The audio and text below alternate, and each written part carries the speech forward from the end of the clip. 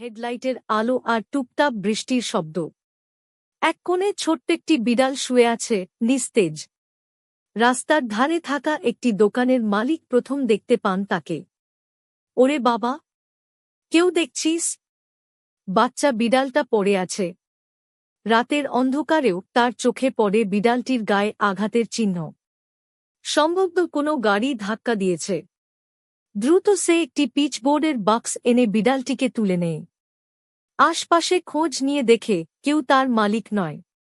এক মুহূর্ত দেরি না করে সে স্থানীয় পশু হাসপাতালের দিকে দৌড় দেয়।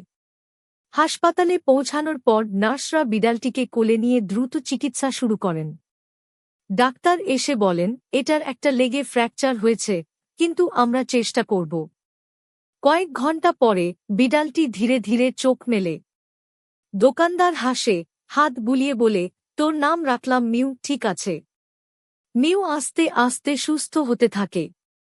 কয়েকদিন পর সে হাসপাতাল থেকে ছাড়া পায়। কিন্তু সে আর রাস্তার বিড়াল নয়, কারণ দোকানদার তাকে নিজের কাছে রেখে দেয়।